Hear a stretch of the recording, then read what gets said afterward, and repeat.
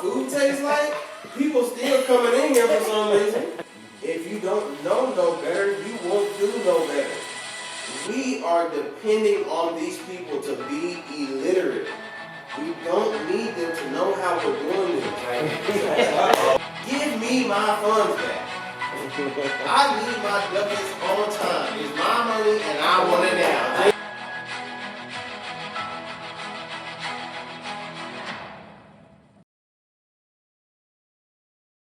Here we go. Currency Convention Part 3. Welcome everybody that came out. I just want to say, first things first, I appreciate every soul that is in this house, every person that is here that traveled from long ways. Like, y'all didn't have to be here, so I really appreciate that. It means something to me, but it's why we're doing this. And hey man, we're just gonna rock out. We're gonna rock out until it grows to over 100 people at these events. Trying to get this to where we're doing this every month, if not every 3 months. The object, like I was talking about before the recording, like, we want to get people here. We want to grow this thing, so I appreciate y'all. Currency Convention Part 3. I am Adrian Johnson, and let's get started with this disclaimer and get into it. Y'all feeling all right? Yeah. Y'all good? Good? Anybody need anything? Bathroom breaks? Y'all good? Let's go.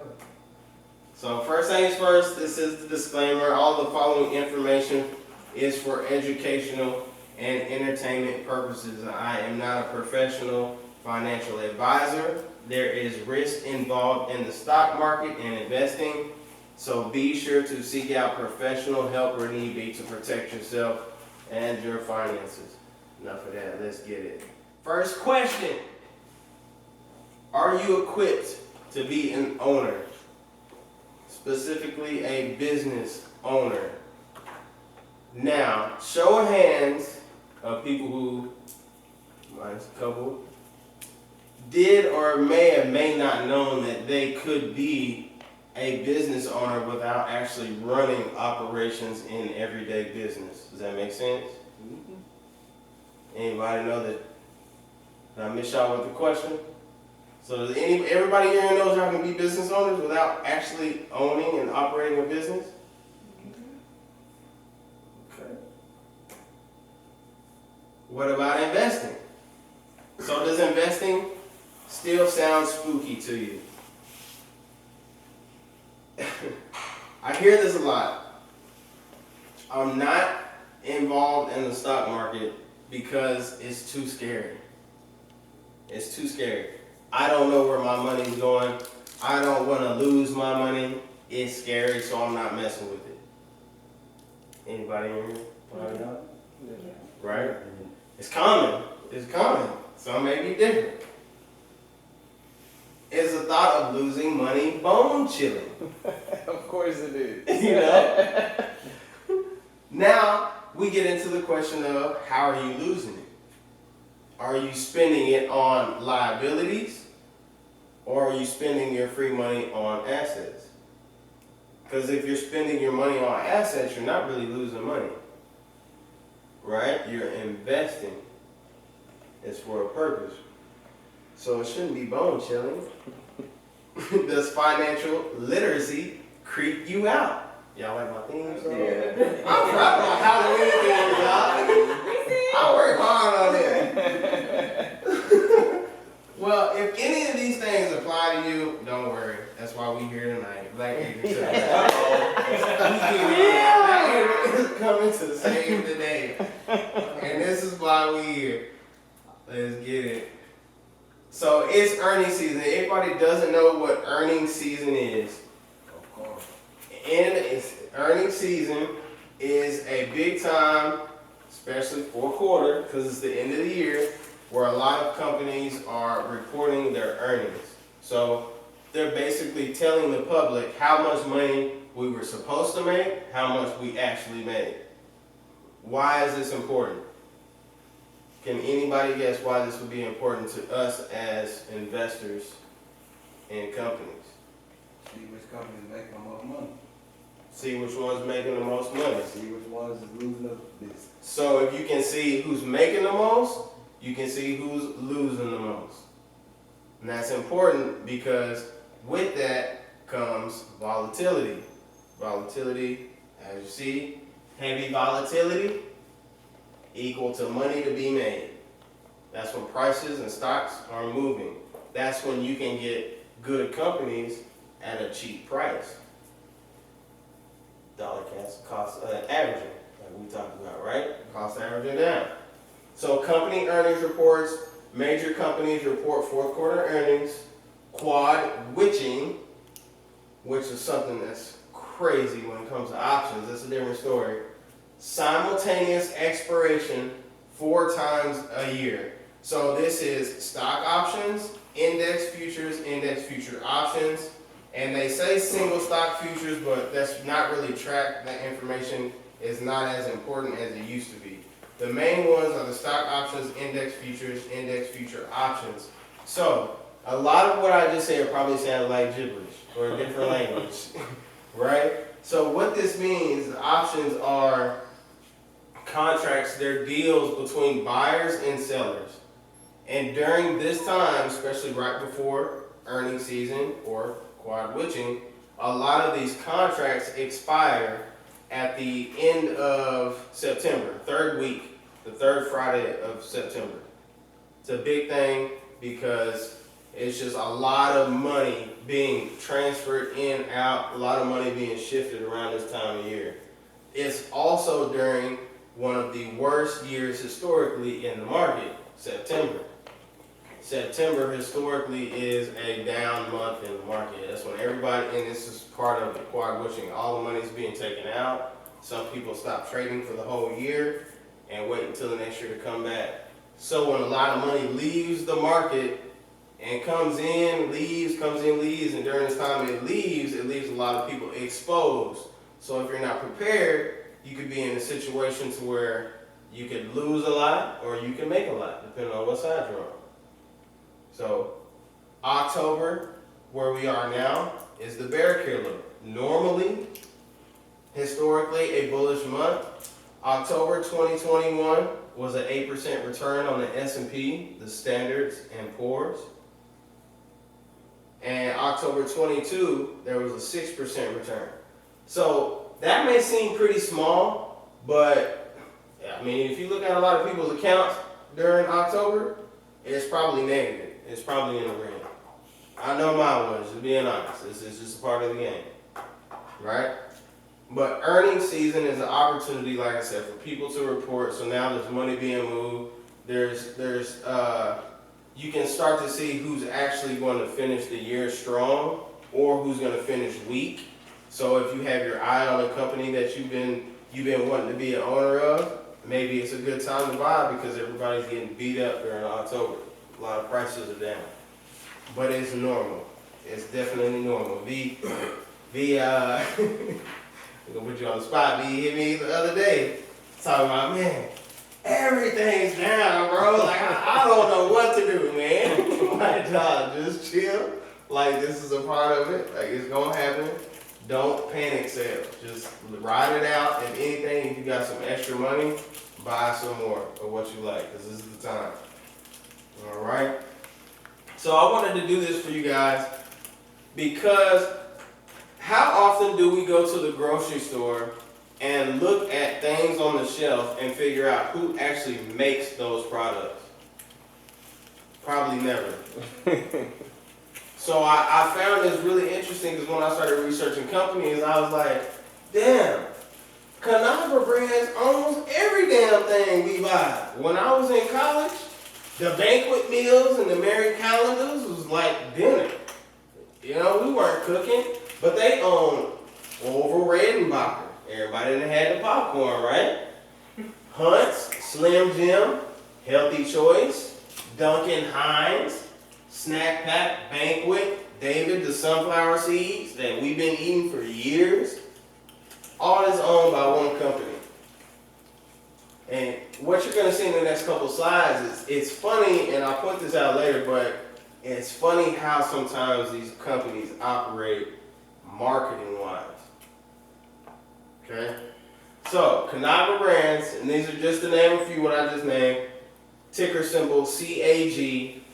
They're actually down right now $11.84 year to date. That's what YTD means, year to date. So from January to now, which is 30%, about 30% down.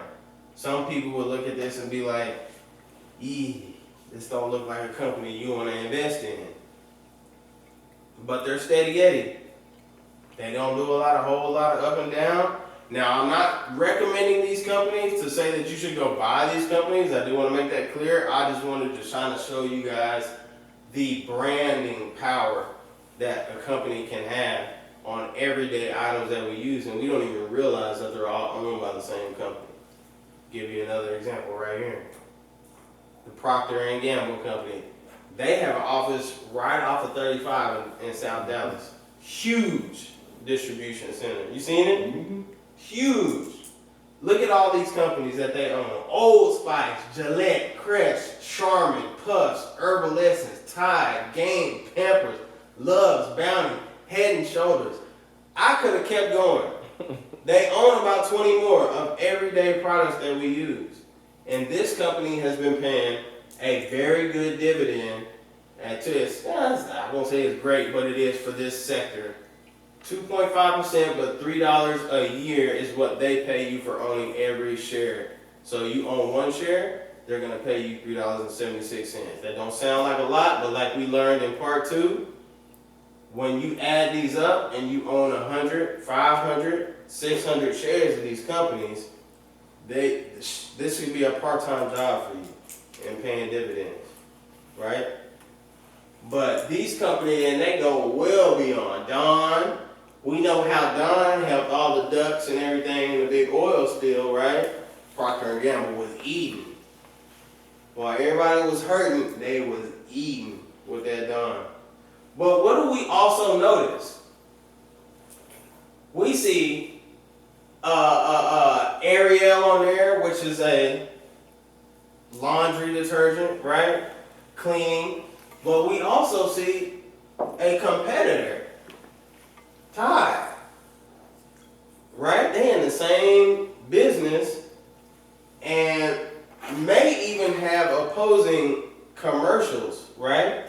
So they're advertising one product, they'll advertise another product, may even be hating on the other product, all owned by the same company. Marketing for y'all that. Marketing 101, create some controversy. It's free advertising, it's free marketing.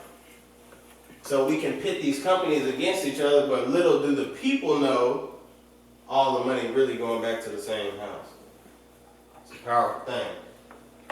So Procter & Gamble, solid company. They don't move a whole lot either, but look at that. They're only down $3.52 on the year after everybody's getting beat up. 2.32%. Not bad. Not bad. Darden Restaurants. I found this one interesting. This was just off some internet searching. Darden Restaurants owns Olive Garden, Longhorn Steakhouse, Cheddar's, Yard House, Bahama Breeze, and Seasons 52. Now the last three I don't think are down here in Texas. But Seasons 52 is. 52 is? Yeah, it's over there in Plano. Plano, There yeah. you go. The hard right. Mm-hmm. And who knew, because y'all knew where it's located, right? Yeah. Y'all even said the food fire was good. Yeah. It was good. There a few times. Been there a few times. Did you know the owner of the company though? Nah. Did you know that was owned, that same company owns Longhorn, Olive Garden, Cheddar? No clue. Probably not. Probably not. And y'all see my note at the bottom, they were the previous owners of Red Lobster. So they're doing big chains all across the country. Everybody pretty much heard of all these restaurants, right? Look at their return. So while everybody else getting beat up, their year to date is up to just a little bit, 0.71 cents, 0.51%. Darden Restaurants. Some little fun facts for y'all. Some little fun facts. Now let's get into what I think and I believe you should be looking into. The 4 sectors we should be investing in right now. Now, there are others. Don't quote me on this. Somebody on YouTube could call me out, but I believe there's like 12 or 14 different sectors. These are the ones that seem to be getting rewarded the most right now, as well as looking into the future and what's going on. So, here you go. I know I spelled it, and I've just been clicking it. But, okay, so first sector, healthcare. Healthcare is a front runner. They've always been a front runner. Why? Because people are always getting hurt. People are always getting sick. People always have things that they need help with.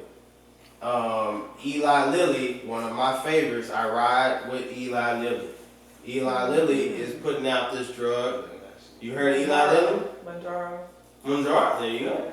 Mounjaro. They putting out the obesity drug that's supposed to cure obesity. Now, do y'all also, right, crazy. Think about this. So Eli Lilly is already the #1 distributor in the world, if I'm not mistaken, for insulin. And everybody know if you on insulin, you gotta have that insulin. And they're the only ones that make it. So they were already killing it, and now just passed some trials, and they're now putting out a drug that's supposed to help cure obesity. So now people don't even have to go work out. Just take the shot and lose 10 pounds a week. That's what they're doing. But do we fight it though? You know? It may be wrong on a lot of levels, but do you fight it? Or do you understand that they have the power, they have the control, and you make money off of it? Right? Where are we trying to be? We trying to make money? Or we trying to build wealth? Or are we trying to just argue about who right and who wrong all the time? Right? Especially when we ain't got no stake in the game anyway. Like, we don't control none of that. If they gonna make the drug, they gonna make it. I'll get off of that. So healthcare. Healthcare is the first sector. Some companies, United Health, Eli Lilly, Merck and Company, and Pfizer. A lot of people heard about these companies or their drugs that they make off of those commercials. Y'all seen these commercials. Now, the side effects may be blindness, loss of breath, you may die, have a heart attack, but they gonna advertise these companies all day, every day, because there's people buying them, and they need them, or they feel like they need them. Second sector, cybersecurity. Some companies in that, Palo Alto Networks, Cisco Systems, Fortinet, and Broadcom. Broadcom is the OG, for sure. They've been around before we was even thought of. Now, cybersecurity, can anybody guess why cybersecurity would be important or a quality sector to be invested in right now? Because everybody's on Wi-Fi, wireless internet, and then also AI. Let's look at what's going on in the world, right? Guys, we are smarter investors than what we realize. A lot of times we only have to pay attention to what's going on in the world. What are people talking about? What are people doing? Where are people finding their interest, right?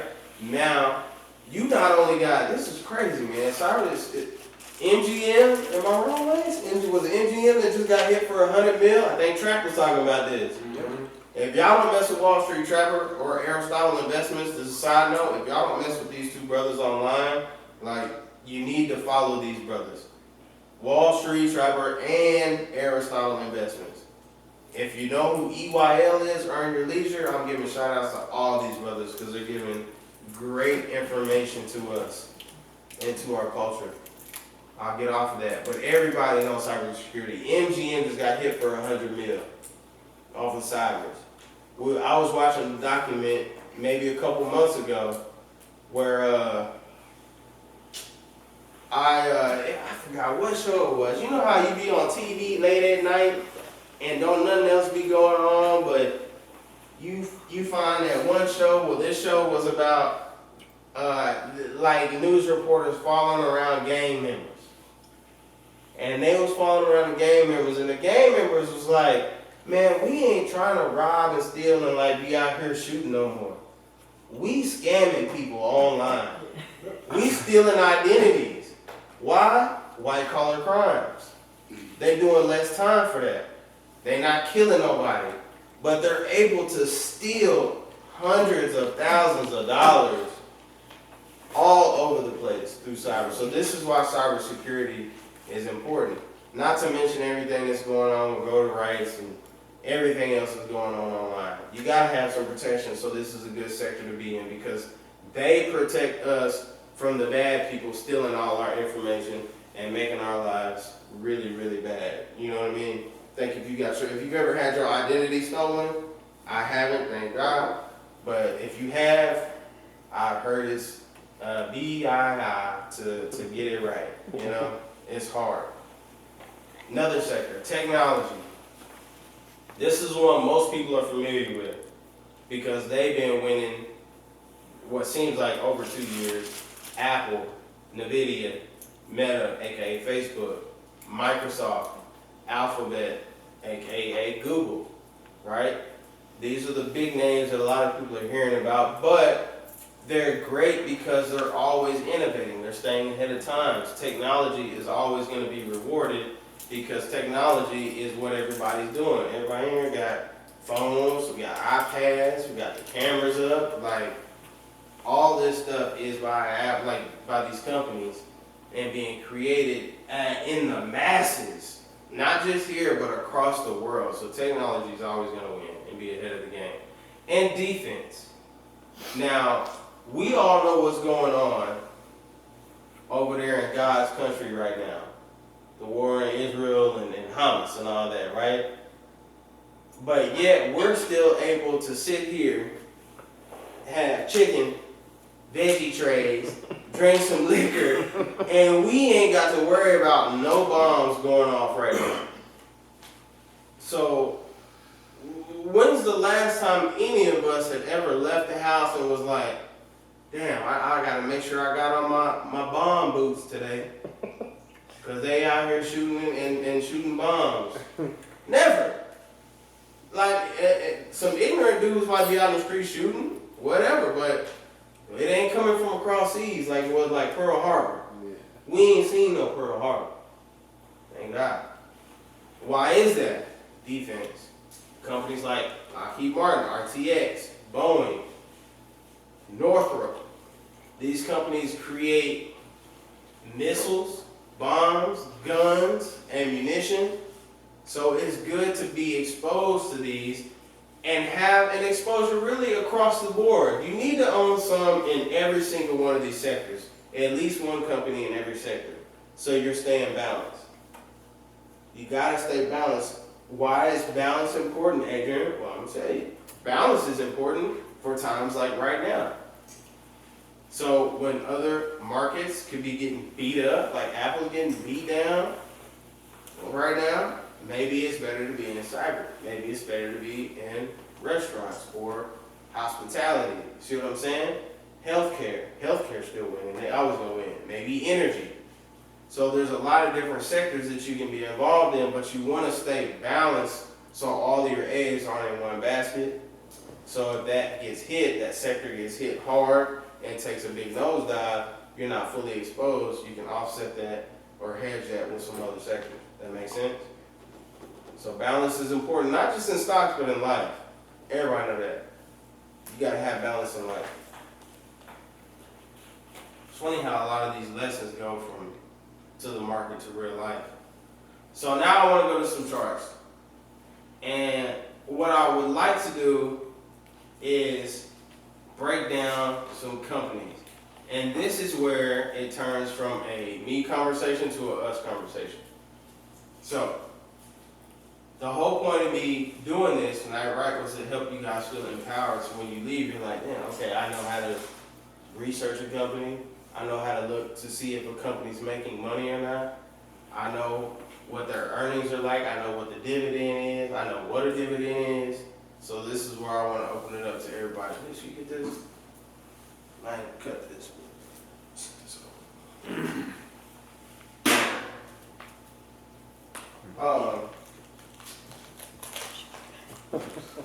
Any questions? I want this to be open. I want you guys to have questions if you have questions.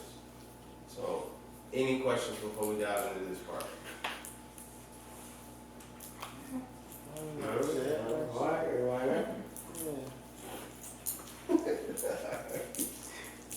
Alright. I don't know if you said anything for questions yet.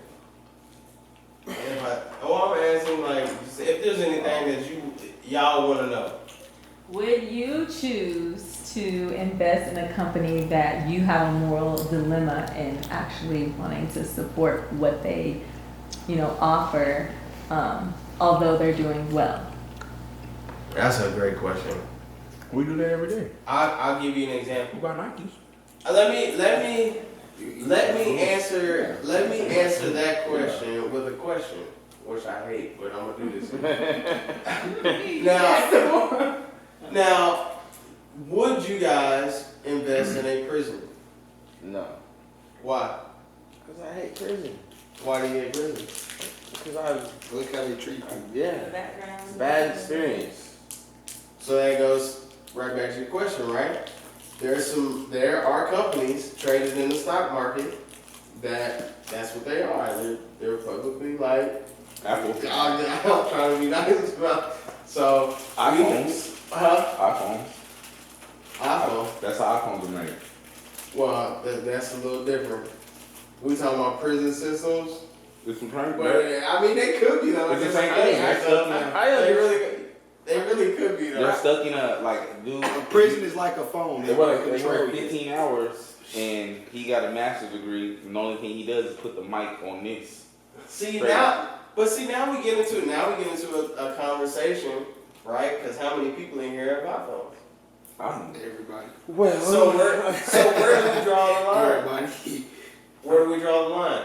I personally would never invest in a prison system because I hate the prison system. I hate what it stands for. I Because hate the way how it was stands, built. the way they do it, the way Yeah, they do it. it's Even just- if it was making it just made so much sense to It's me. made super I wouldn't cool. invest in It's just like it is $1 billion industry. What a beat.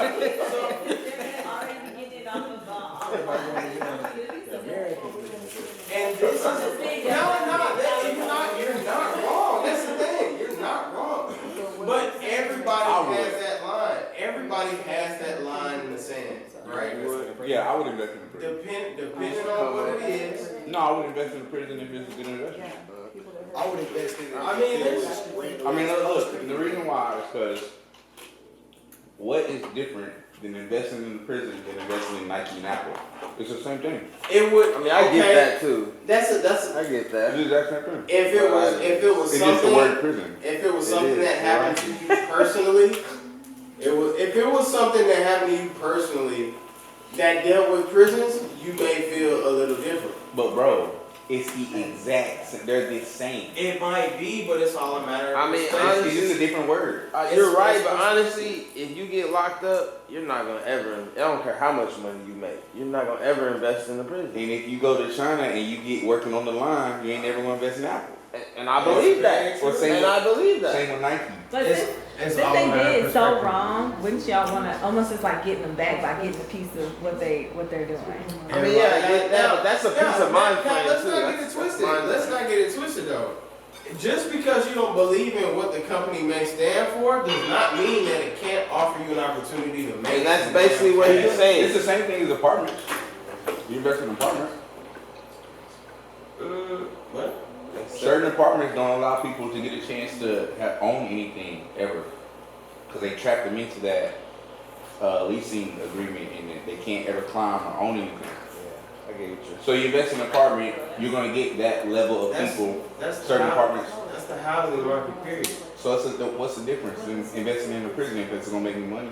Hey, There you go. So why? I'm not arguing with you.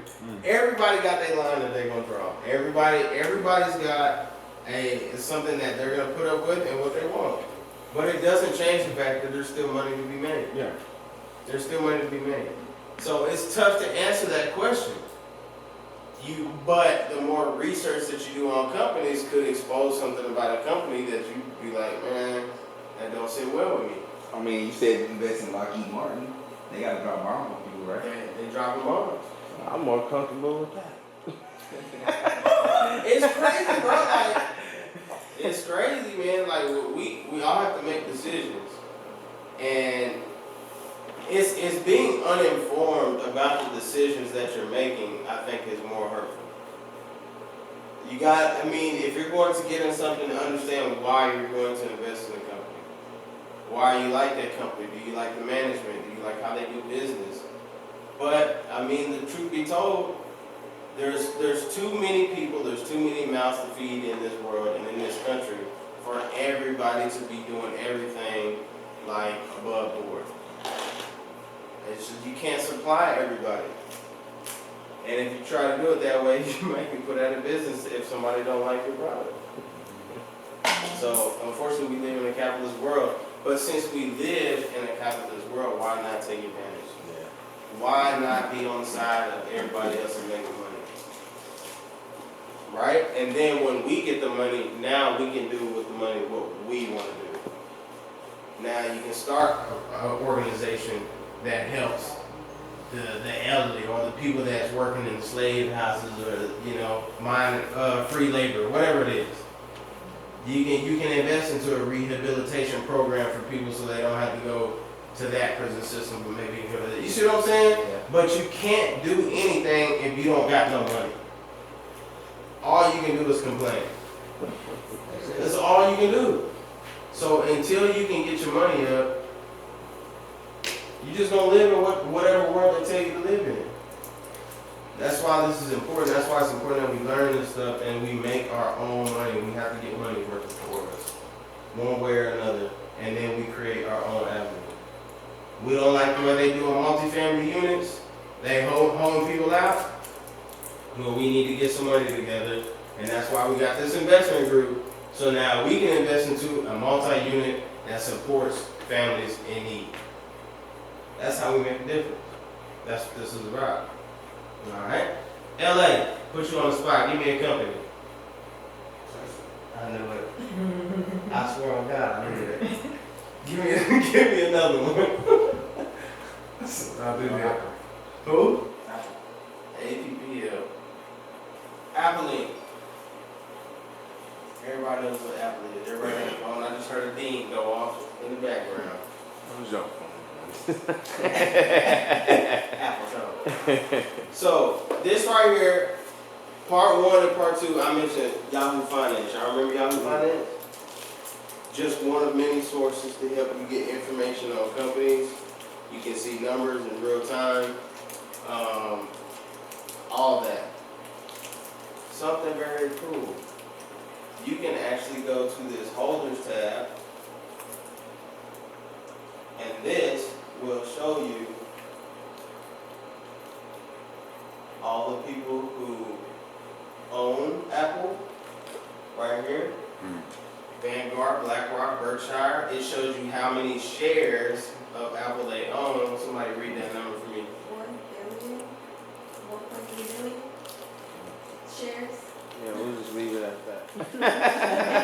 Would it be? I Now, thought was. now, I had to say this because, unfortunately, Ms. Shayla, I think you may be wrong.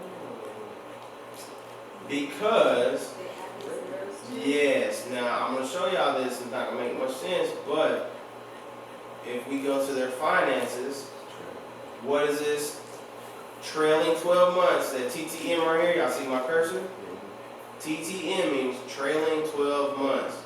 So their total revenue, the last 12 months, says 383 million, right? 933,000. But right here, it says all numbers in thousands. So what does that mean, Adrian? That means we gotta add 3 more zeros to all these numbers. So although that says 383 million, add 3 zeros to that, and that gives you 383 billion in revenue. So it's a little tidbit, right?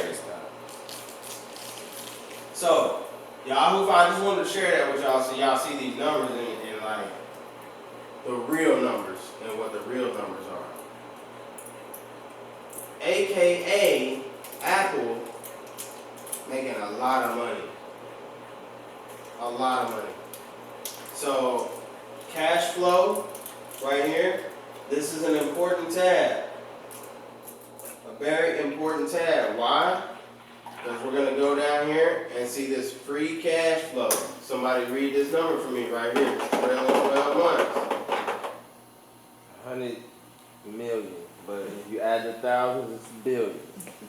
So they have $100 billion in free cash, which means after all of their bills are paid, all their employees are paid, all their shareholders, well, they got to do it. If they do, it's weak. I think they do. It's weak, bro. Because I only have It's I weak. think it's like 1%. You definitely don't invest in Apple for the dividend. But what you do invest in is for this free cash flow of $100 billion. Ladies and gentlemen, that's a lot of cash that you got just on the sideline. This is why Apple is such a big company. Who is thankful. So how do you get any of that? How do you get any of that? Yeah. Own some shares of Apple. How much is a share? A share of Apple right now is $172 For one So- share? for one share of Apple. So I got it down at like, what, 160 or something. I'm an owner, she's an owner, Lace's an owner, he's an owner. So I'm up $20 So- plus. That's how you get in. Like, So if you bought 2 shares of Apple, right? uh-huh. So that means you would have about 300 some change in your account, in your Apple account right now? No, that means that you have about $300 and something in equity. Yeah, in your Apple account. It's not your money. That's how much you It's have. not But your you money. paid to own that company. That's how much you pay to be an owner. And then as For the one dollar share. amount goes up, you get the profit plus their dividend. So that's what you pay to play the game, to be involved. You want to get into the round table on Apple, you gotta pay $172. But by doing so, it entitles you to, if they have a dividend, this is any company. If they have a dividend, you're entitled to a dividend share. To share the dividends. So, And you said Apple's dividends don't pay well right now? I'm gonna show you right here. After I do this, because I want to show you guys the income statement. So right here on the same line is income statement, balance sheet, and cash flow. Y'all see that, right? This is Yahoo Finance. We go down here to net non-operating interest. Now, these, you see this negative trailing 12 months. This could probably be because they bought something. And they did, because they're building in India, a chip building plant in India. Apple. So they've expanded, they're buying stuff.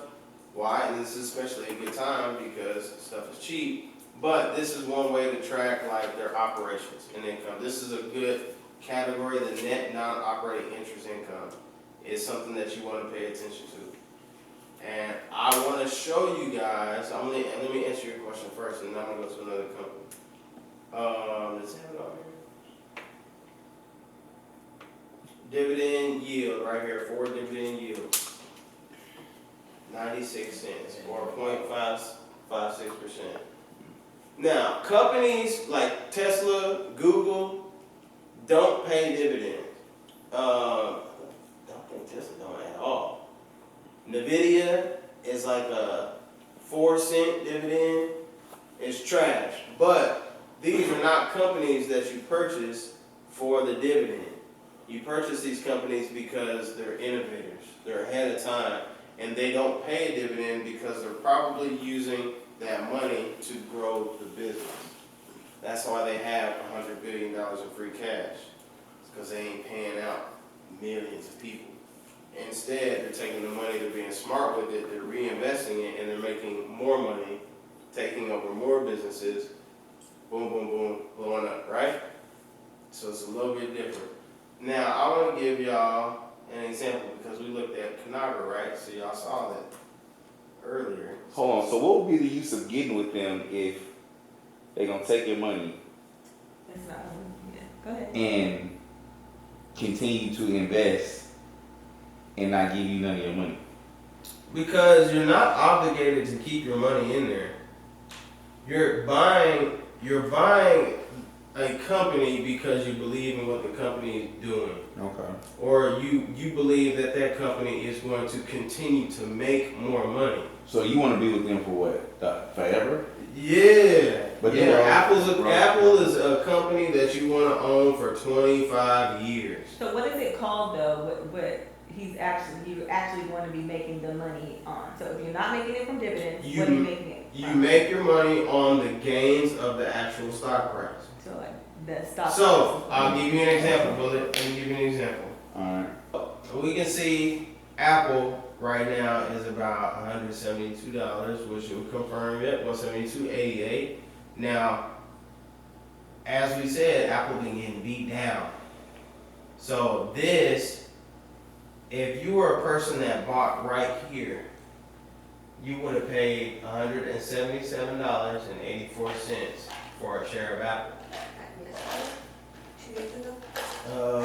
Yeah, this is only like a couple. This is only a 3-day chart right here, so you can take this all the way down to 3 years, and you can see some movement here.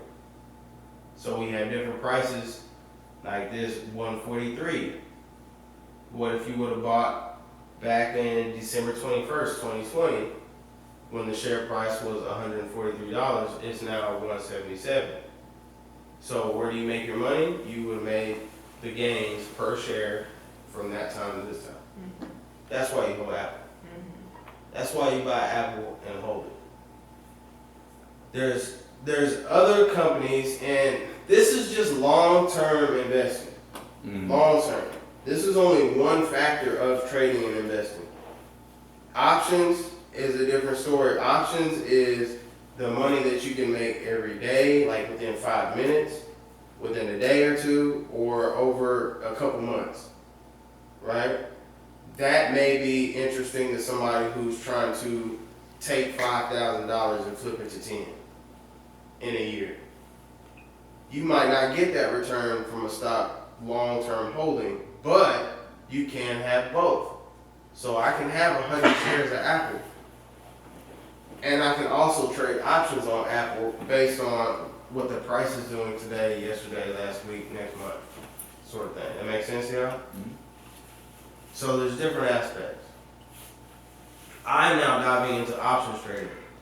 I already have my long-term portfolio set and it's building. I don't really have to look at that every day because I know these are companies that I'm going to be investing in and just continuing to buy. Every time I got some free cash and I can buy some more of what I own, I'm going to do that.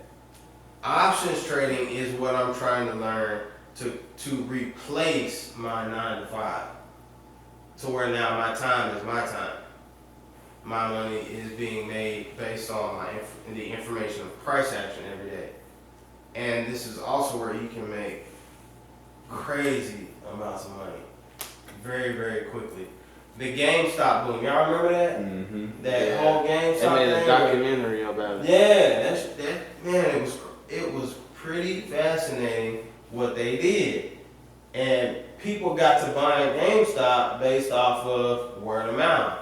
It was hot on news. Everybody was talking about it on social media. We buying, we taking it to the top. We taking it to the top. So people were buying it at $20 a share, or maybe even less than that. It was like 16. It ran it up to over 300. Yeah.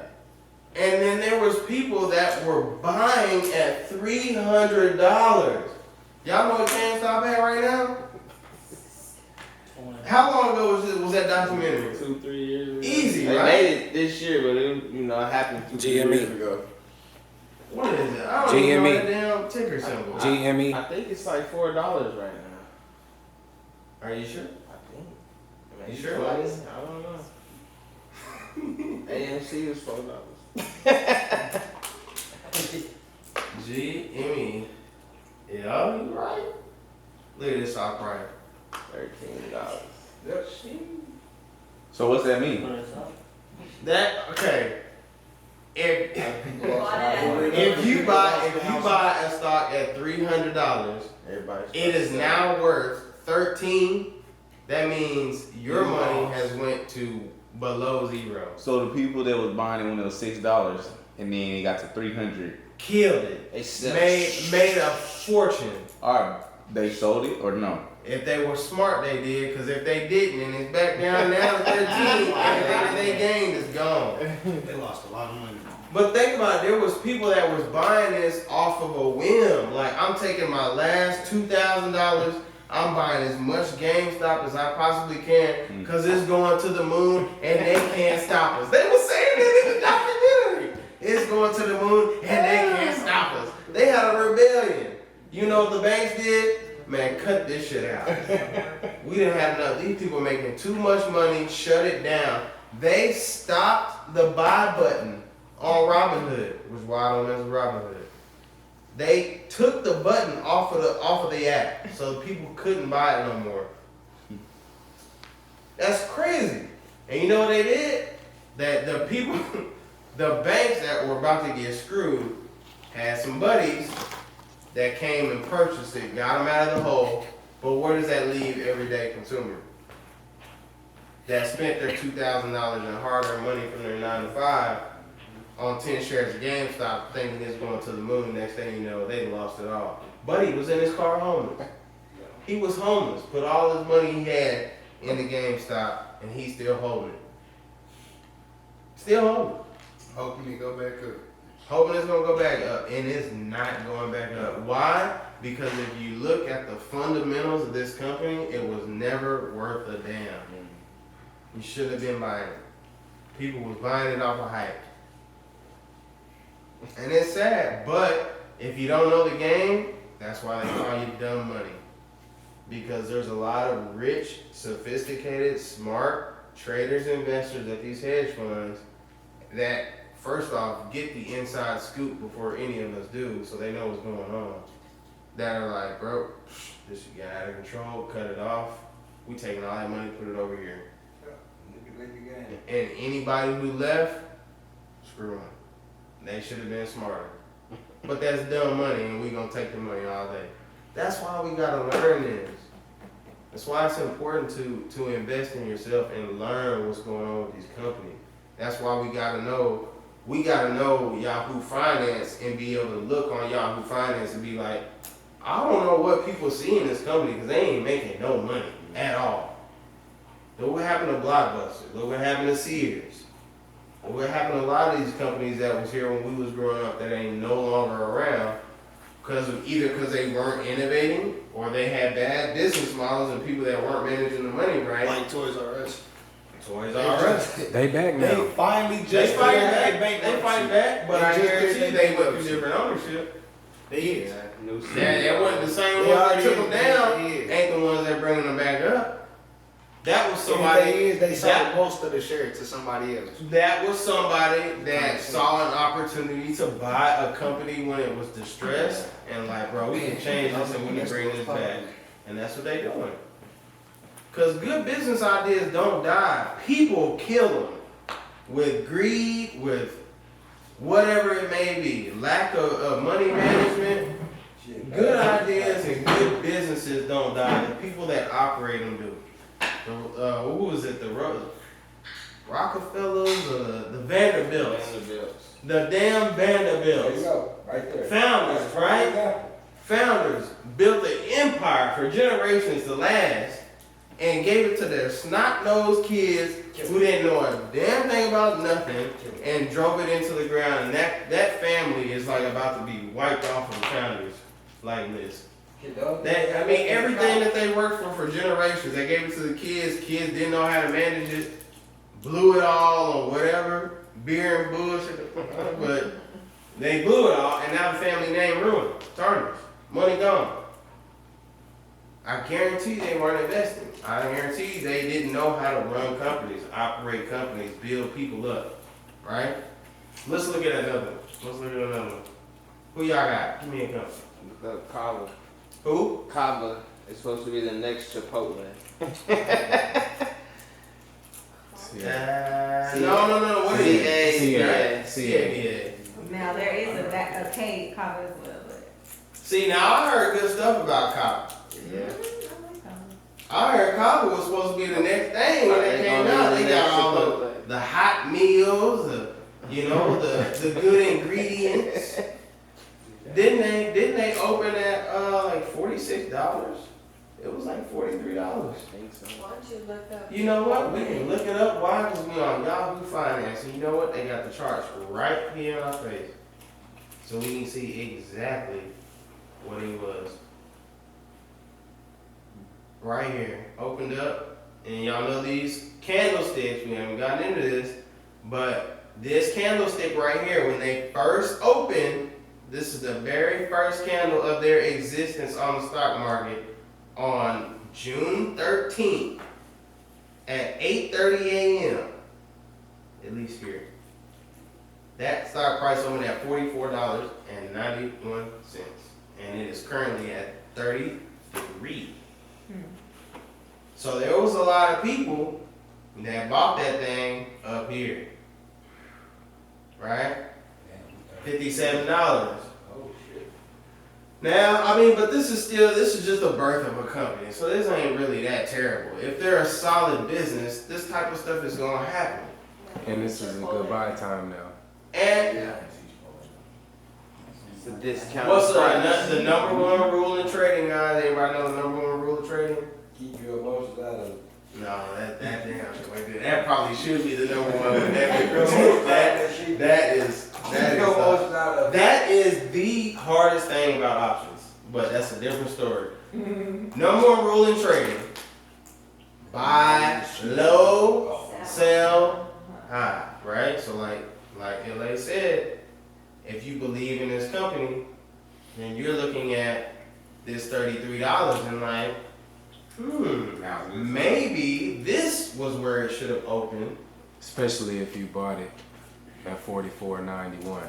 If you bought it at $44.91, you got, I mean, that's not far off from being able to cost average down. Cost average, yeah. Cost average down. What's Chipotle? Chipotle is like a $1,500 stock. Chipotle is ridiculous.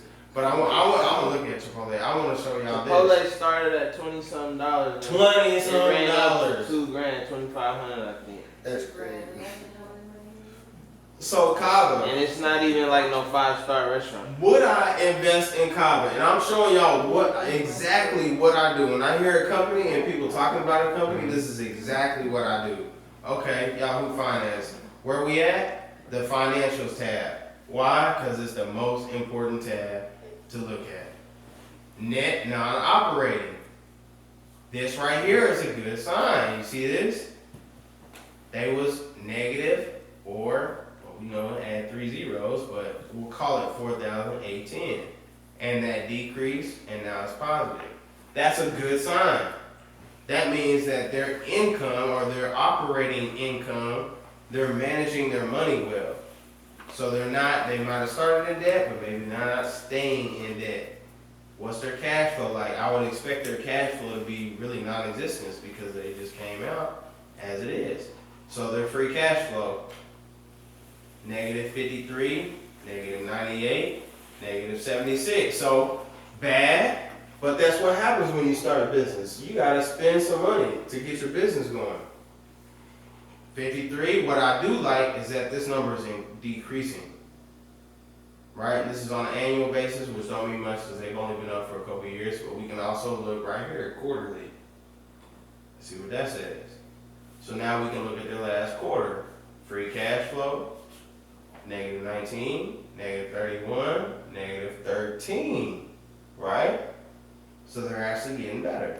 This could be for a number of reasons. So you always gotta look at the trailing 12 months with a grain of salt because there could be a lot of things going on. Maybe they purchased something, or maybe they took on some debt to be able to expand. You never really know.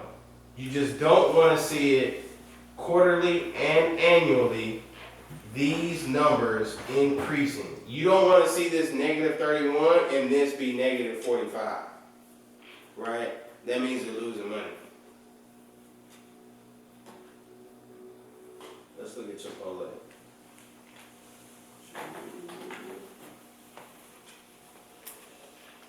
Chipotle Mexican Grill, 1,831. What, you said, when did they started at what?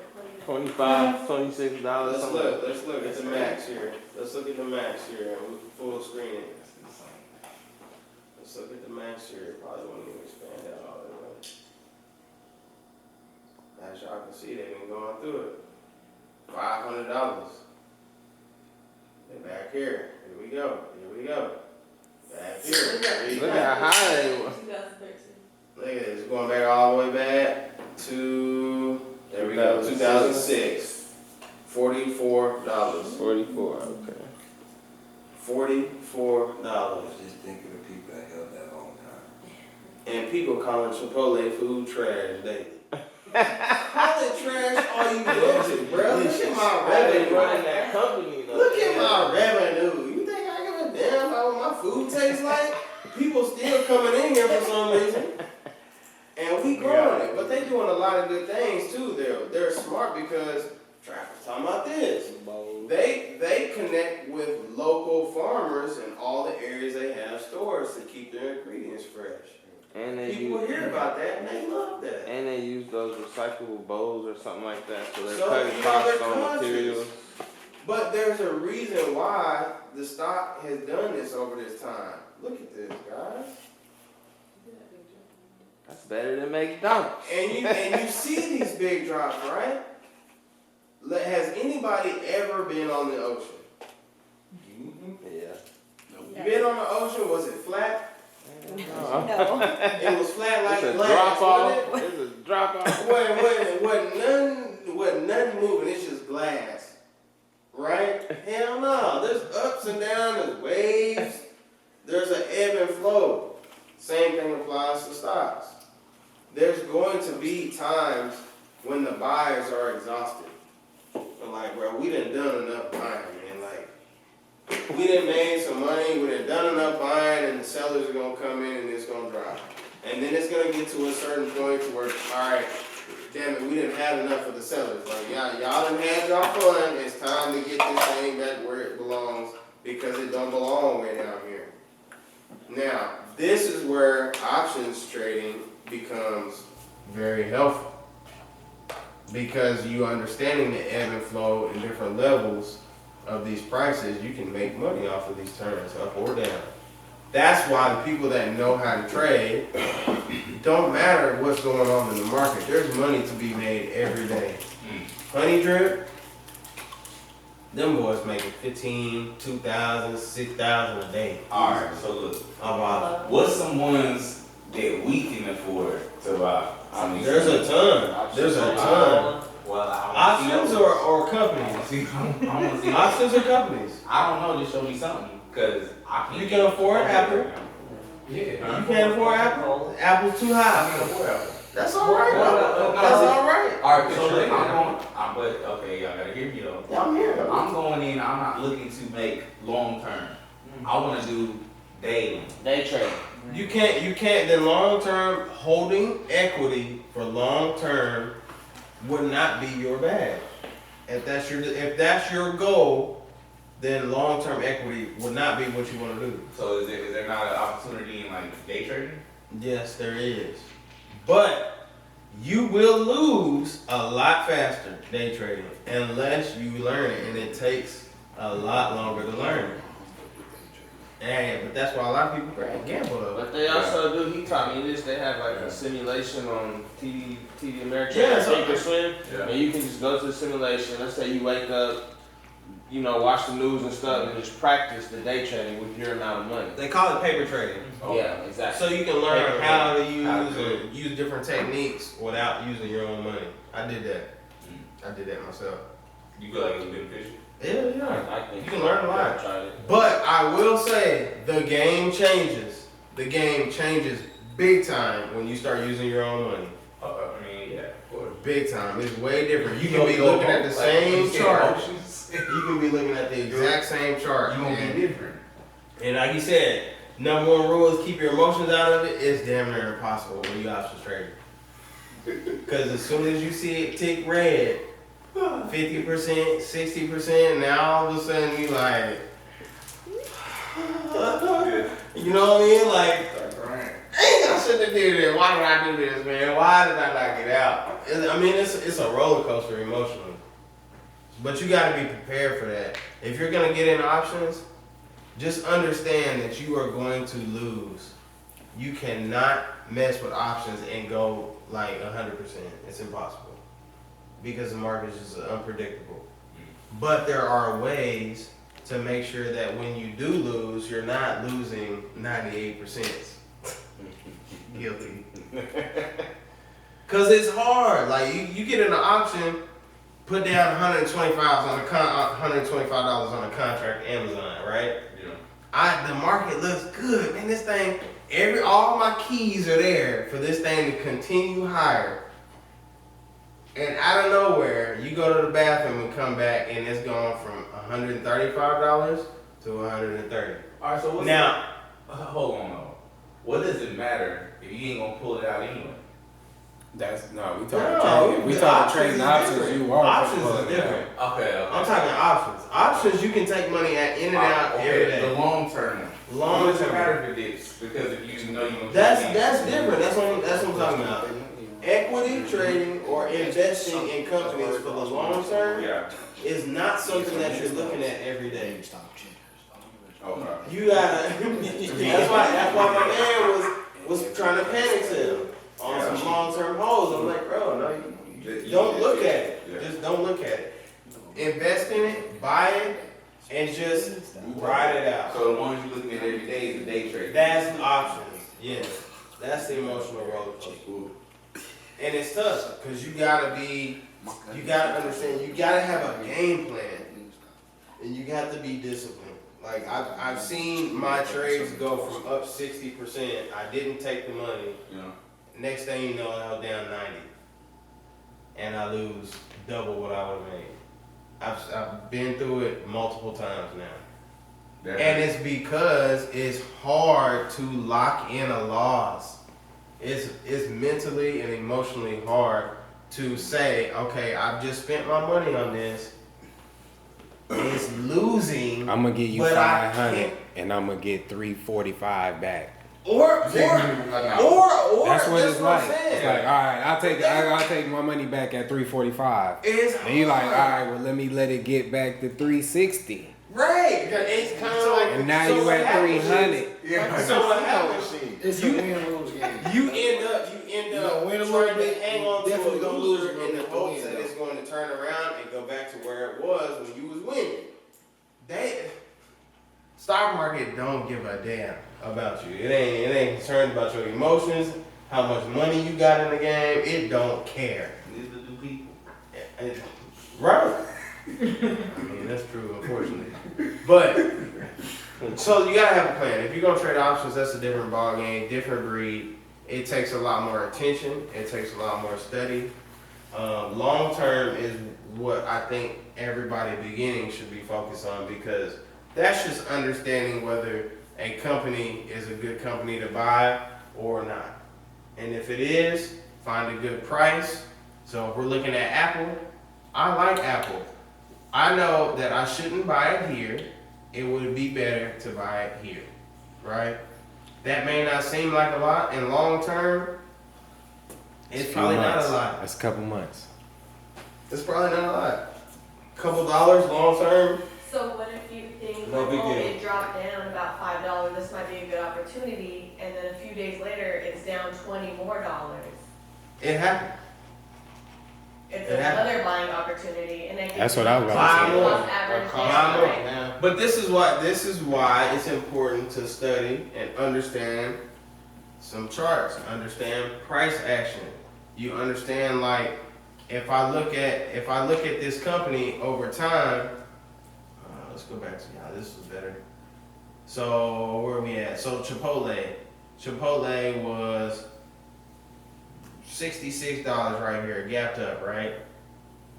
Did it hit back 66 again? Look, it went all the way up to 150, and then immediately turned down and went right back down to under 40. What looks like, what was that? Under $50. Perfect time to buy. You know, it happens. So there's people that buy when it's way up here at 150. right? Mistake made for whatever reason. If you're looking for a gain short term, my guy, your short term just turned into what is that? Over a year before it got back to that. So you got to be willing to ride it out, which is why I'm like, long term, we're not looking at this because it really doesn't matter. We're in it to know when might be a good time to add more to what I already have, cost average down. Maybe you're new to the game. That's me with Tesla right now. Maybe maybe you're new to the game and you just want some exposure. You got some money to be able to afford this stock right now. And you don't, I'll give you an example. Lockheed Martin, I bought at, I don't want to lie to y'all, so I might go to the real. Lockheed, I bought at $464 and it's currently $444. So I'm losing. I'm losing on Lockheed, but I don't care. Because I'm not in it for the gains necessarily right now. Right. Yeah. I'm just investing to get exposure. Learn the game. And learn it. I can afford what I can afford, but there's still dividends that they pay out. So you still got money coming in from dividends. What's a Overall, good? there's What's a good dividend stock right now? Or three? Whatever you just off your head if you can remember. What did you say? ExxonMobil. Okay. ExxonMobil is a great stock, a great company, been around forever. They have a really good dividend. Let me get out of this. Have y'all heard AT&T? AT&T's trash. Yeah. No, I just hear they're dividend. I mean, I ain't gonna say they're trash. That's just what I heard. So Look, from what he done seen, buy it shares of was like- Bitcoin or you buy Bitcoin? Is that different? I don't mess with You buy crypto. fractions of Is Bitcoin. that not in? Is I Bitcoin can't not answer involved? that. in the buy same? fractions of No, stocks. obviously I don't know nothing about that. What was it? Who said what? It's a crypto market for What that. was it? That's different. Oh, ExxonMobil. ExxonMobil. Cause ain't They came Bitcoin with about that Dogecoin. extinct? No. I don't know why, but I really like Talking crazy now. TD Ameritrade app better than their website. Just like It's so much more interactive. I'm trying It's to, user friendly. yeah, I'm trying to learn it. All right, so Exxon, I'm gonna pull this up on here so everybody can see it, but Yeah. here we go. 3.22%, 3.64, $3.64. So, $111 is how much it would cost you to own one share of ExxonMobil. But they're going to pay you probably quarterly. Every 3 months, they're going to pay you $3.64 for owning that share. Which doesn't seem like a lot, but again, we're talking about compounding. Multiple shares. We don't buy 10 shares of ExxonMobil and then be like, when can I cash out? Like, bro, you defeating the purpose, and you don't give your money the time to start working for you by being in and out of trades. You ain't making nothing. You ain't giving no time to come back. Yeah, I mean, now you could be a situation to where you buy Eli Lilly a week before they announce that they're gonna release a drug, and a week later it's up over $100. I mean, that's rare, but it happens. Some people would be like, boom, hey, cashing out. Some people be like, Let's get bam, another one for a we second. just ride May it. do it again. Right.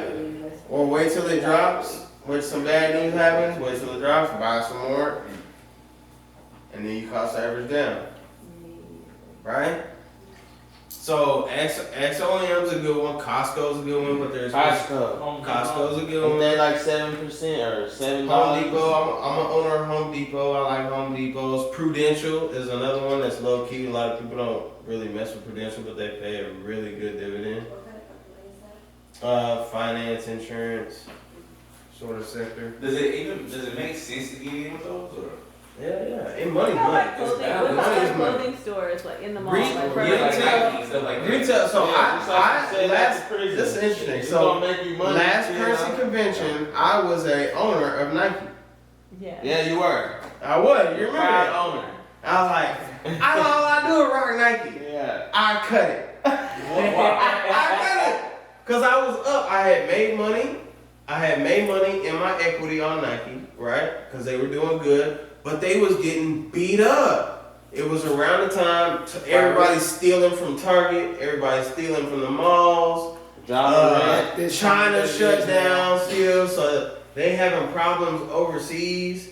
So because I'm an owner, I need to know what's going on with the companies that I own. It was not performing well. And there's nothing wrong with cutting losses. This is the beauty of being a stock owner. If you own a business, right? Any of us owned our own business, and that business is doing really good, and next month it's doing really bad. You can't just be like, I'm out. Yeah. You know what I'm saying? I'm cutting my loss. I'm out, bro. I've had enough. I mean, you can, but that wouldn't really serve you very well as a business owner. It don't work like that in stocks. Like, if they're not performing, get them off put them on the bench. Yeah. You know, there's nothing wrong, nothing that says that you have to hold on to these companies for a certain amount of time and just be losing. But Nike having such a good. And you can trim it. You can trim it too. You can trim it. I could have trimmed it, yeah, I could have trimmed it, but I had another play. You know, I wanted to use that money to buy something else that was winning. Eli Lilly. Would Nike be safe though? I mean, Nike is pretty safe. Nike's a good company, B brand, right? but you gotta pay attention to Ride retail. that way. You gotta know Like the times said, when ride. you God, retail is a cyclical sort of business and industry, right? So they're gonna have times like now where they're really hurting, but what's coming up next month? Or month after. Like the end of the year, Walmart gonna be winning, Target's gonna be winning.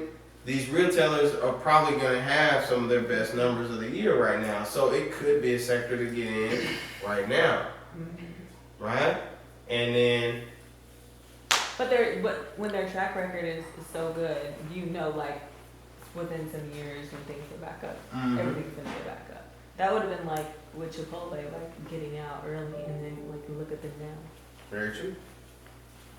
So if you don't understand what's going on, if you don't understand what's going on with the company, you don't understand what's going on with the industry, you now leave yourself susceptible to whatever happens, and you're just gonna be a victim of it. Yeah. Or you can be proactive and you can have an understanding so you know, ooh, I hear some bad news right now. Like, these boys out here, like, they actually like gaining and going in these stores in groups of like 10 and just stealing thousands and thousands of dollars to the point to where companies have to now shut the stores down to protect their losses. And So- on the opposite end would be Lululemon. What's that? Opposite end would be Lululemon. Lululemon is killing it right now. They running it up. They are killing it. And you know who buys Lululemon? Do y'all know anything about Lululemon? really y'all don't know nothing Y'all about know that. about Lululemon? They sell these plain black tights for $100 a pop. It's the people that know that they ain't got to go in and steal is who buying that product. Ain't no reason for nobody to be in here stealing. It's called. Everybody in here got it. They good with paying the ticket price. You been walking that. Now you walk in Walmart, you might find a grandma that just stealing for the fun of it. You know, like, bruh, you know, This is where I first learned. What Trav say? Trav said you go to Target.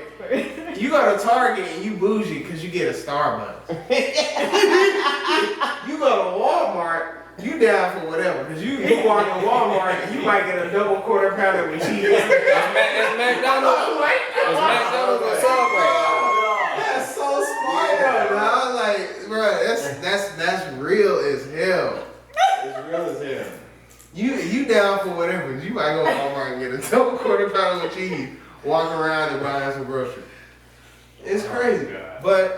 real life, man. This is what it is. So understanding the sector you're in, and that's why I had those 4 sectors to be in. I shut it down, but that's why I had the 4 sectors to be in right now, because this is what's winning. So for example, VOO owns Microsoft, NVIDIA. Right. Now VOO is Like QQQ. it's the Vanguard's version of like the S&P.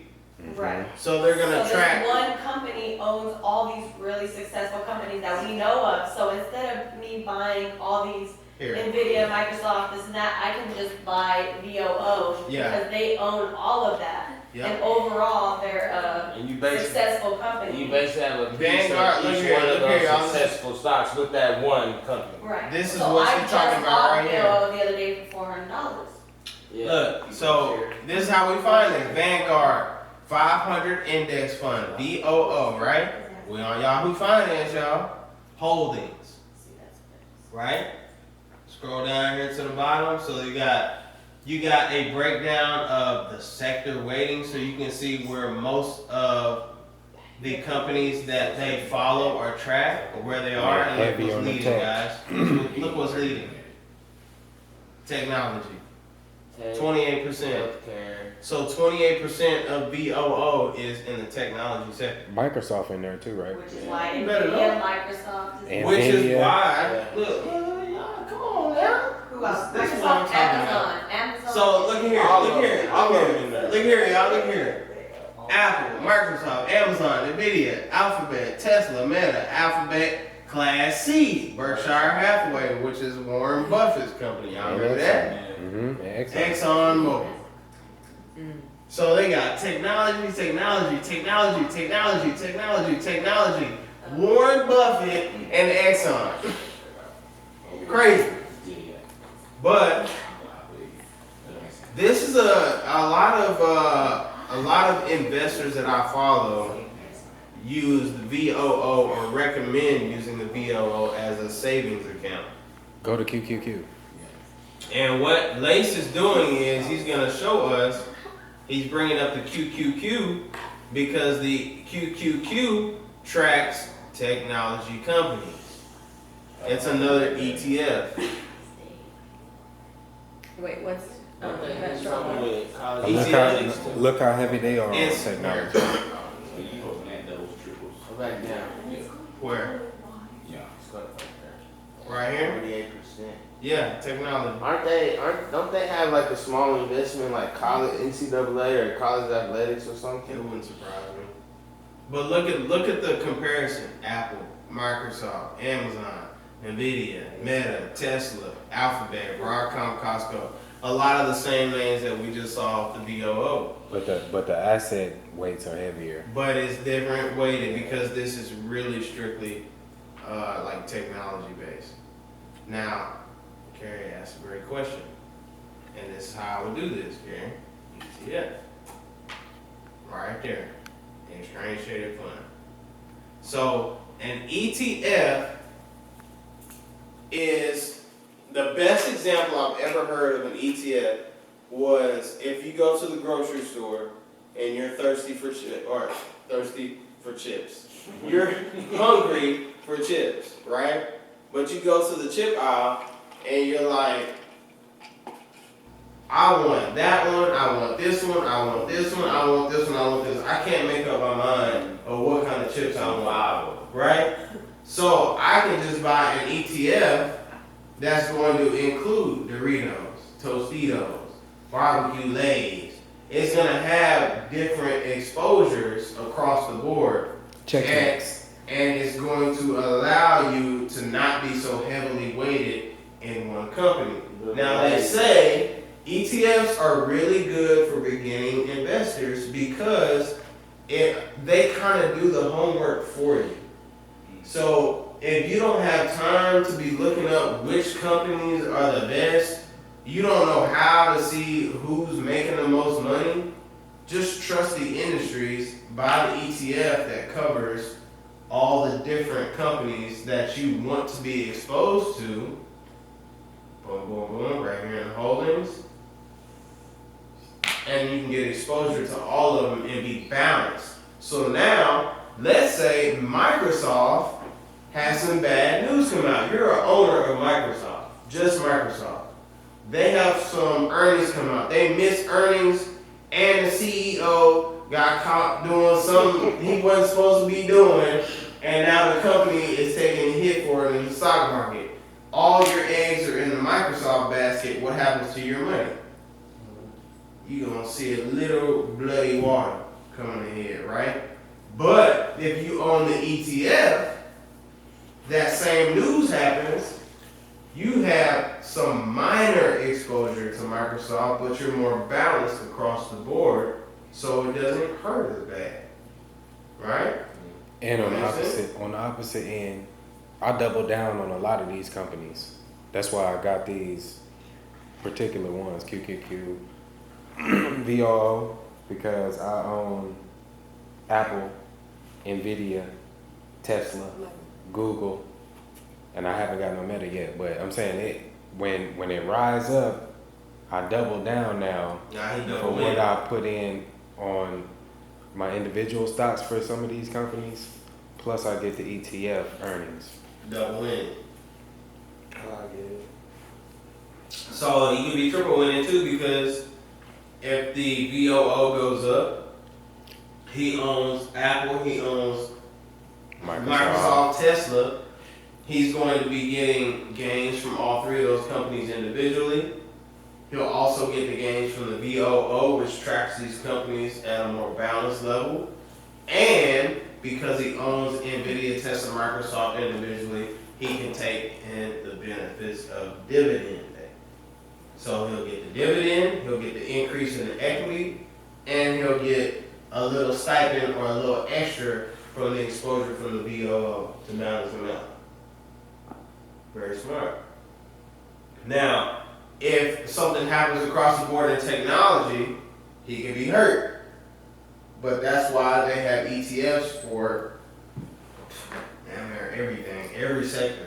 So you started what? How many years ago? About right? Man, well, I Almost two. I'm almost 2, yeah. Alright, I'm giving point late because you started 2 years ago.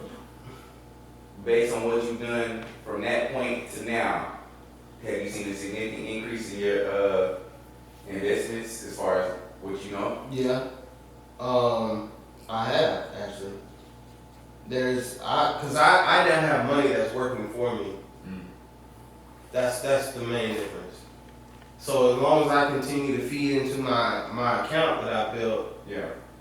like it's just gonna continue to compound. Are you more in the long term or in the I haven't established long term, but now I'm getting into option trading. that's not the day trade? So I don't touch my long term. That's the set day on trade. That's the day autopilot. trade. So Yeah, now you that's start day messing trade. with day trade. Yes, That's more risky. yes. What made you decide to start saving into that now? The You can amount make of money gains. that you can make and the amount of time it takes to make it. But Period. you got- Point blank. So you think you gotta learn the long term first before you go, or you Yeah, be smarter to learn it's the long? easier to grasp the concept of long-term investing because it's not so intricate. You don't have to sit here And and read look charts, at charts. patterns, chart type, Well, will that candle help type. you? Will that help you learn the day trade better though? Oh yeah, Yeah, I'm reading. That's what I I've did for a read couple years. candlesticks. Candlestick trading for dummies. I'm reading right now. Yeah.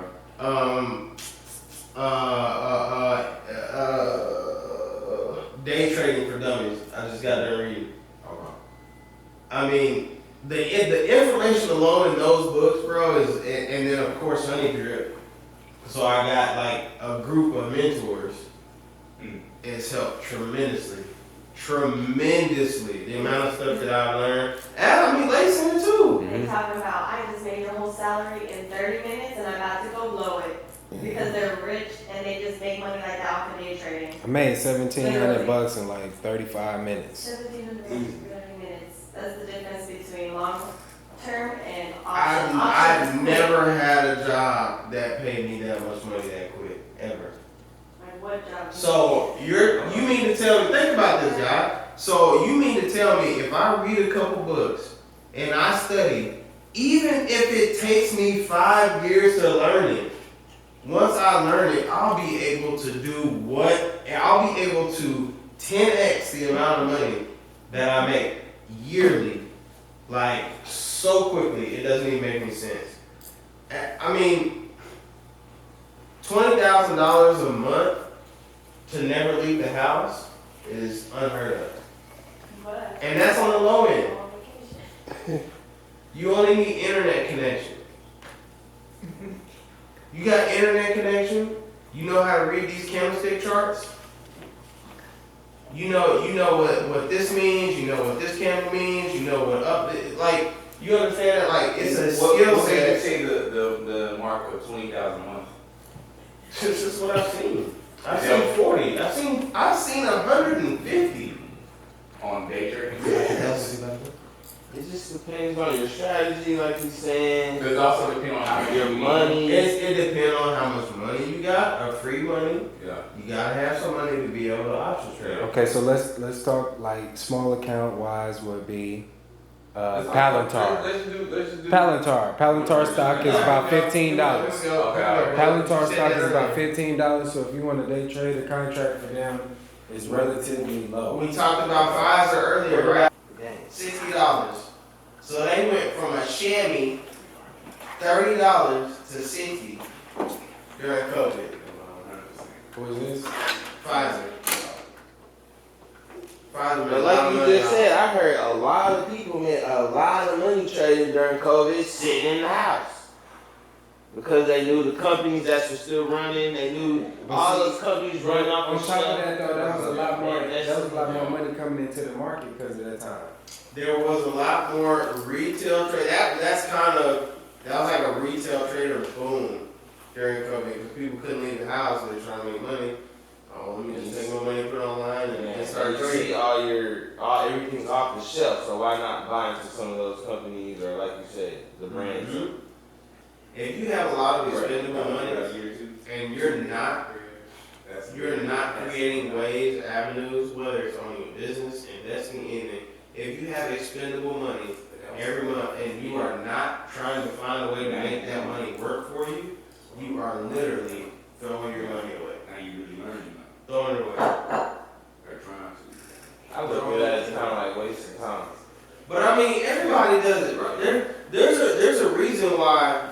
There's a reason why hundreds of people saw that I was going to this event and we got like 8, 10 people here. It's so much easier to be distracted by shit. Like, let's go have fun. Let's go spend some money at a baseball game. Let's go to the movie. Let's go buy a new outfit. Let's go drinking. Let's go out to the restaurant. Like, there's so many things that you can do to blow money that are spent on liabilities that make absolutely no money for you. And people, this is what kills me about this. People don't even think twice about spending money on a pair of J's or a dinner or a friend's birthday party that they don't even like. Like, people spend money on stuff all day and then you say something about buying a stock and like, I ain't want that shit. Yeah, you ain't about to take my money. Hey, you giving it away already. Like, what are we talking about? What's the last asset you bought? I'll wait. You won't be waiting very long. You ain't bought none. But I wanted to look at this for the time of year. So let's go to a 2-year right quick. This is Walmart. And we know when was COVID? 2020? We'll call it, we'll even go back 19, right in here. July 29, 19, that was way before COVID. But you can see what happened with Walmart once COVID hit, right around this time, March 2020. 114, and we go up to 150. Wow, and this is during like Christmas time, November. Look at this, November, down a little bit, but still kind of maintaining. Beginning of the year comes, we get a drop. And we get back. November, back up. So they was winning all through fucking COVID. Excuse me, man. My homie said, bro, you should be doing this at schools, man. Like, kids need to hear this. He's like, you gotta stop cussing. I'm trying, bro. I'm trying. But Walmart really been winning. They're like the #1 retailer and make the most money like out of any company in the world. Like, what's their thing? What's it? I want to check some tests, some fundamentals on Walmart real quick. Yeah. So here we go. And I'm about to wrap up. I want to just keep talking because I can do this all night. I'm curious to see what Forever 21 is doing. Forever Forever 21? 21? Aren't they like merged with the company? Aren't they merged under a brand for Look here. So we see our net non-operating interest income, right? What year is this? 2020. Down 2.4. Down 2.1. Down 1.8. Down 1.8. That looks good to me. We know they're making money. Look at this revenue. 523 billion, 559 billion, 572 billion, 630 billion, trailing 12 months. Let's check that cash flow. This is Walmart. Free cash flow. 14 billion, 25 billion, 11 billion, 12 billion, 19 billion. Some might see this and be like, why did it go down? I guarantee you they expanded. Put in more stores, went in more countries. So they're spending now, but that thing is coming back 10 times stronger. What about all the online businesses like Shein? Shein? I don't even know if they're a publicly traded company. Let me see. Is it Shein? Shein. It's private. I take pictures of Shein every day. Shein, and I don't know. I've been mispronouncing it, and I see it's private, so they're not publicly traded. So all those like the You said TEMU, all those types of businesses. I think Temu is. I think they got a private. ticker. Forever 21 is private. I I'll could tell you one that was killing it, Carrie. One you know, I'm sure you know well. American Eagle outfit. Why would I know? That's jeans. American League outfit. American Eagle. I thought they were going out of business. Hey, I used to work there, and I was like, man, ain't no way they gonna make it, bruh. This skater stuff. And these kids love American Eagle. I thought it was the local that came out. But they've been taking it in, though. What is this, 2020? Look, they got all the way up to 35. But you see, they're struggling because, let's look at some numbers here. What is this, a $15, $17 stock? You know who went out of business? Abercrombie and Fitch. I was about to say Abercrombie, Hollister, those. Did they go out of business? Abercrombie and Fitch did. I haven't seen nobody wearing them in a long time. Maybe Hollister's still in business. They still have the stores. I They're don't talking think about they're a big business team. now. Look. The first thing I look at, free cash flow. I know they ain't got none. Look at this. This is what you don't want to see. This is what you don't want to see in free cash flow. 205, 74, 69. They came back a little bit, but now they down huge. And free cash flow. So this right here would make me think, what's going on with this company? You know, like, what's happening? And Because it went up. I mean, It started high. It went super they've been losing free cash flow over the last couple of years. Made up a little bit, but not even near what they started. Net operating income.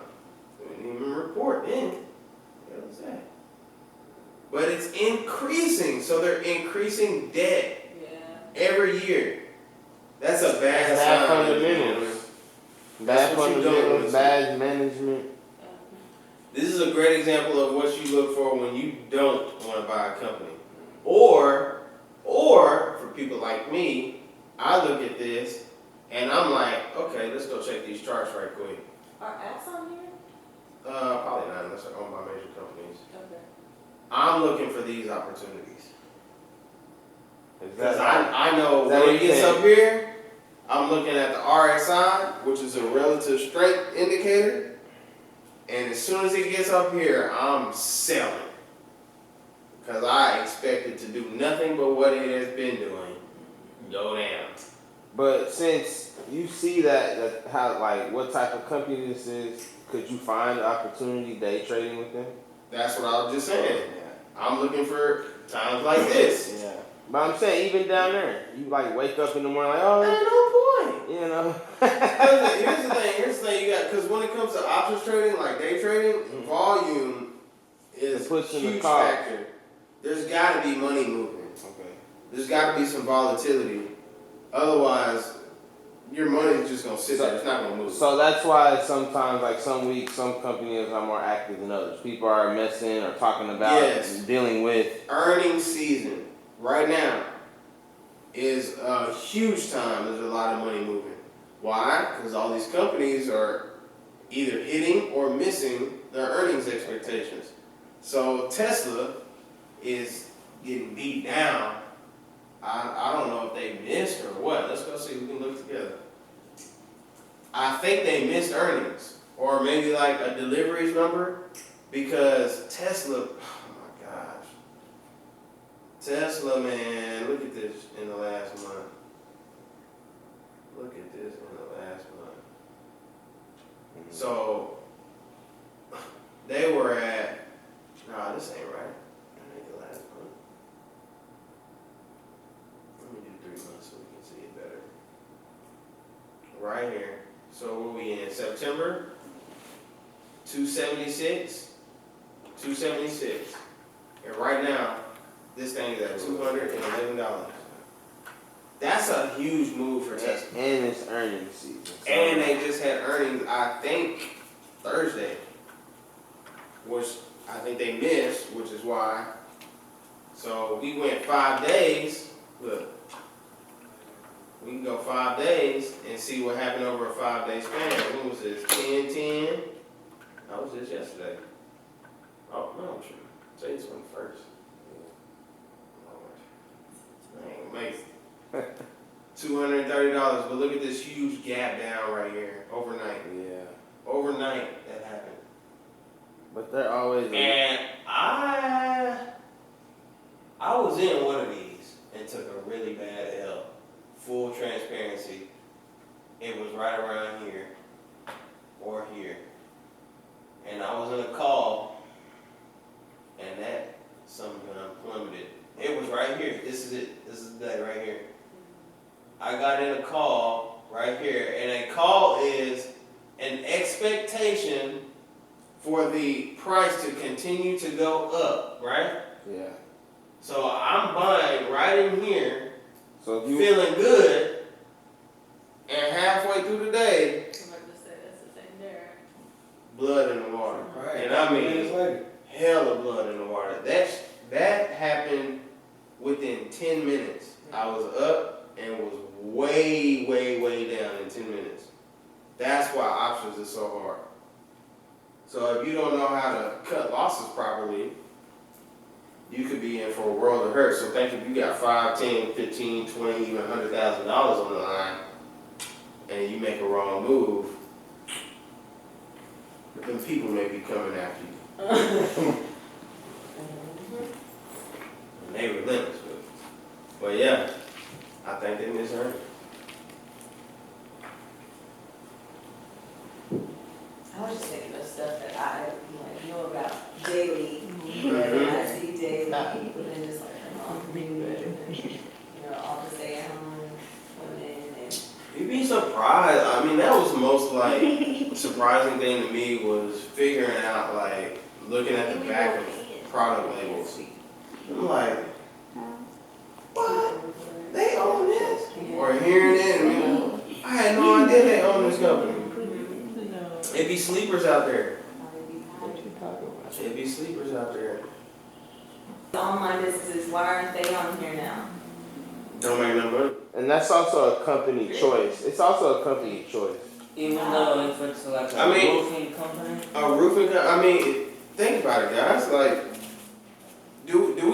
have a true understanding and a perspective like of how much these companies are making. Because with the roofing company wouldn't have a stock, but the lumber yard could have a stock. Because they're shipping out all that wood to the roofing company, to these other companies. Yeah, but just think about after the storms and everything go by. That's why I mean the lumber Yeah, people. but think about. Okay, so a roofing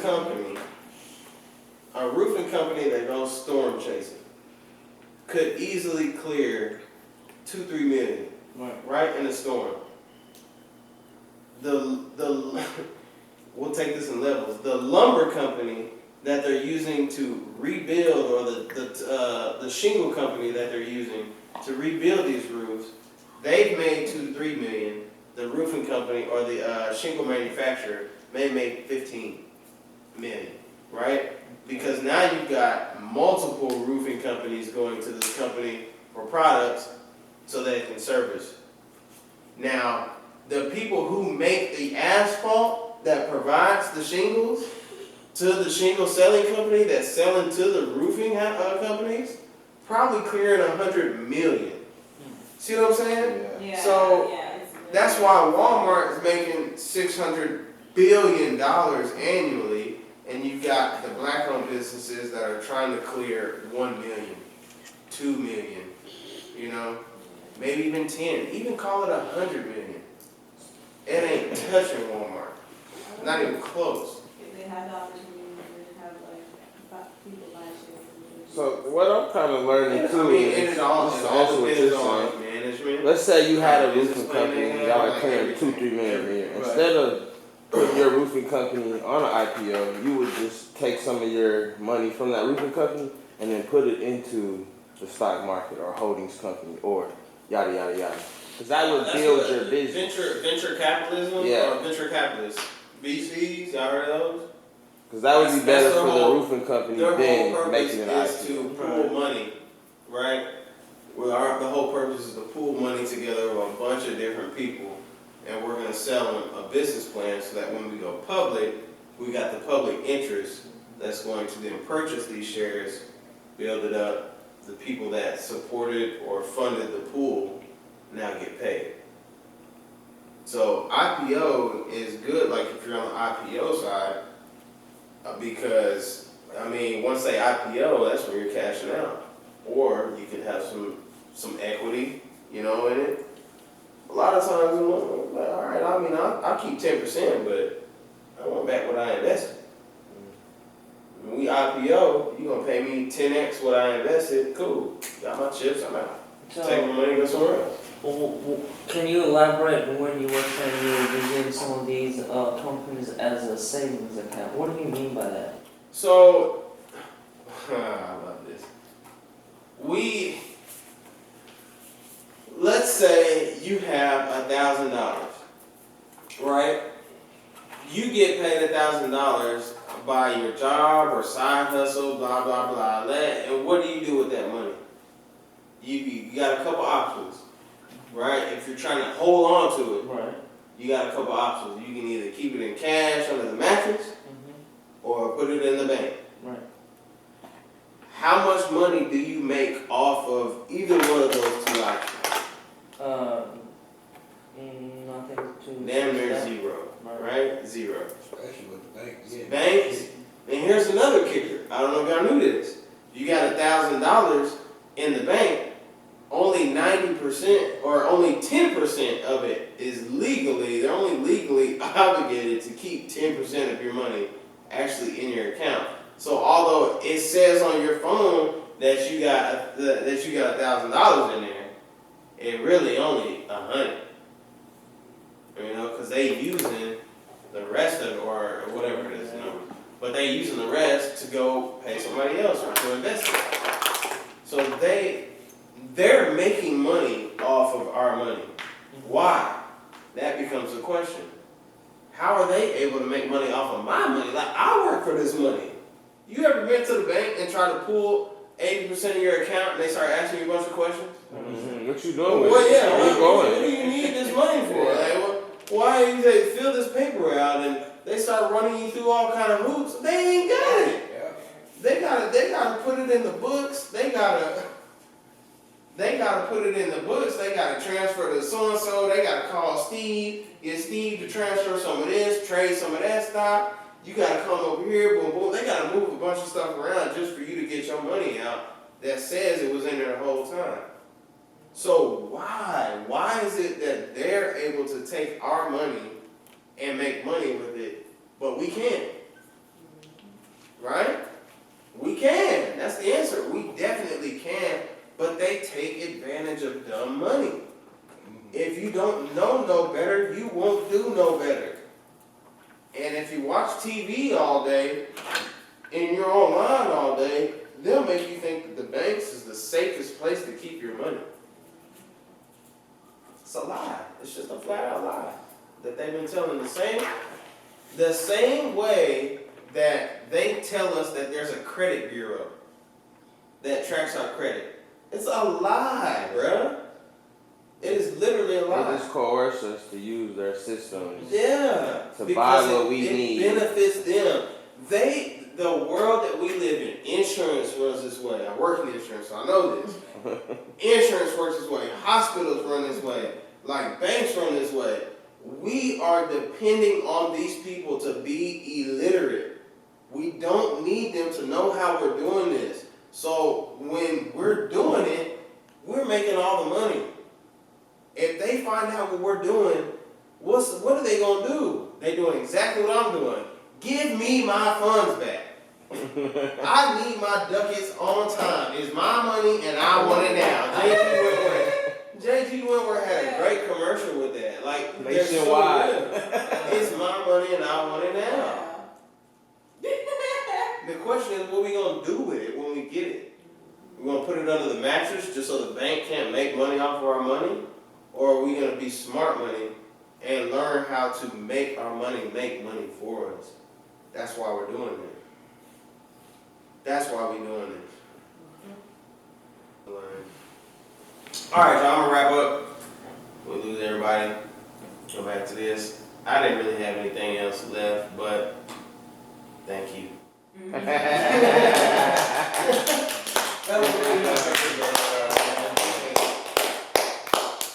Damn, you actually had some good information, man. This time, bro, I think I did, right? Yeah. Vibing with us, the crowd. Clicking the pen, you know. It was a